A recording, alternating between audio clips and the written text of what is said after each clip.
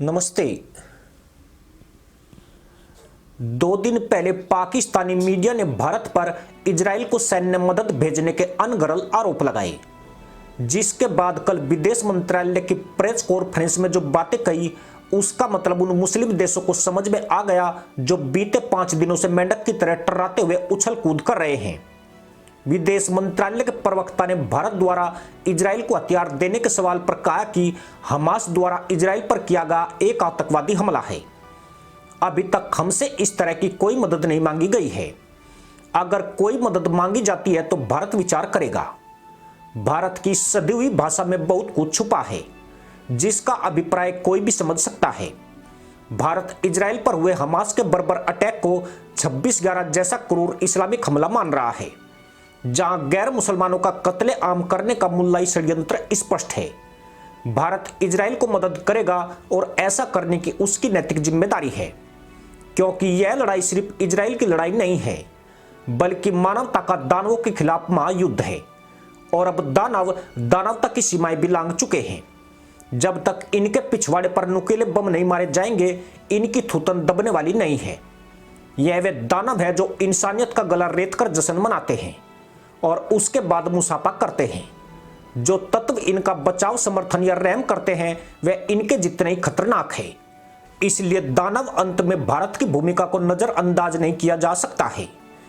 Israel कैसे इन मुसलमान आतंकियों के लिए काल साबित हो रहा है, उस पर बात आगे करेंगे।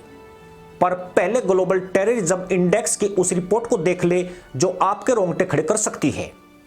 सिर्फ 2013 के बाद मुसलमान आतंकियों द्वारा हमलों की तादाद में 80% की वृद्धि हुई है, जिसमें 32,600 लोगों को मारा गया है। मुसलमान आतंकियों से पीड़ित भारत ऐसा छठा देश है जहां सबसे ज्यादा हमले होते हैं। भारत में सबसे पहला आतंकी हमला 1984 में तमिलनाडु में हुआ था, जब मीन बक्कम बम ब्लास्ट में 30 लोगों की मौत हुई थी। तब से अब तक भारत ने कई मुसलमान आतंकी हमलों को झेला है। दुनिया में 63 से ज्यादा देश है जहां साल में कोई न कोई आतंकी हमला होता है। जिन देशों में यह हमले होते हैं वे मुस्लिम आबादी वाले मुल्क हैं। इनमें Pakistan, Syria, Libya, Yemen, Afghanistan, Iran, Bharat, Somalia, Nigeria जैसे देश सबसे ऊपर हैं।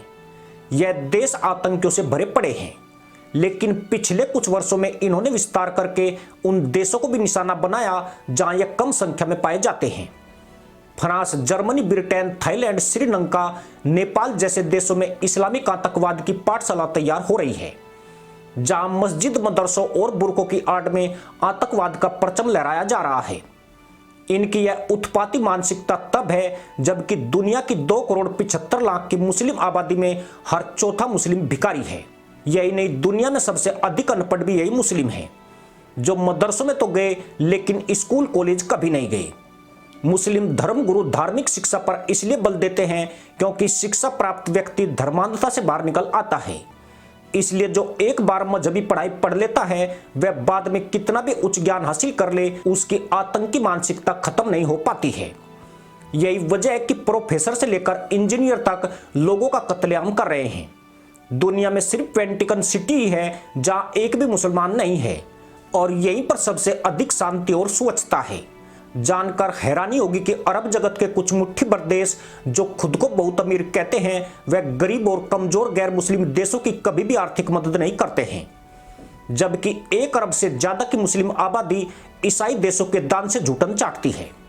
भारत जैसा देश भी कई मुस्लिम देशों को भीख देकर उनका पेट भरता है, लेकिन इसके बावजूद भी यह गद्दार जिस थाली में खाते हैं उसी में छेद करते हैं। इजराइल भी गाजा पट्टी में रहने वाले जाहिलों को बिजली, पानी, भोजन और ईंधन की आपूर्ति करता था, जबकि एक भी मुस्लिम देश ने इजराइल की कभी कोई मदद नहीं की। लेकिन गाजा में मौजूद जानवरों ने उसी का टुकड़ा खाकर जो वैसीपन दिखाया उसे पूरी दुनिया ने देखा है। इतना ही नहीं, ईसाई देशों के दान से चलने वाली कई संस्थाएं गाजा में लगातार काम कर रही है, जो शिक्षा, दवाई, भोजन और कपड़े, जूते मुहैया कराती है। पर इन्होंने वही जूता ईसाइयों के मुंह पर मारा है, और वो भी बड़े फटाक से।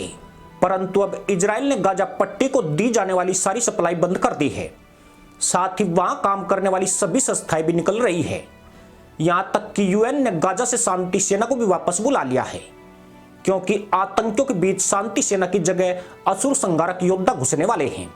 इजराइल पर हमास के हमले के बाद दुनिया दो हिस्सों में बंट गई है। एक तरफ दानवों के हमदर्द तमाम मुस्लिम देश है, जबकि दूसरी ओर इजराइल अमेरिका डटकर खड़े हैं। जब तक अमेरिका तेल अवीव में मौजूद है, एक भी मुस्लिम देश की औकात नहीं है कि वह इजराइल पर हमला कर सके।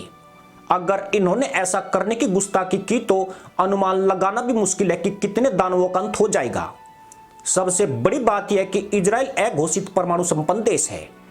इन देशों को तबाह करने के लिए उसके पास ज्यादा ताकतवर असला मौजूद है, और आज जबकि इजराइल बेहद गुस्से में है तो वह कुछ भी कर सकता है।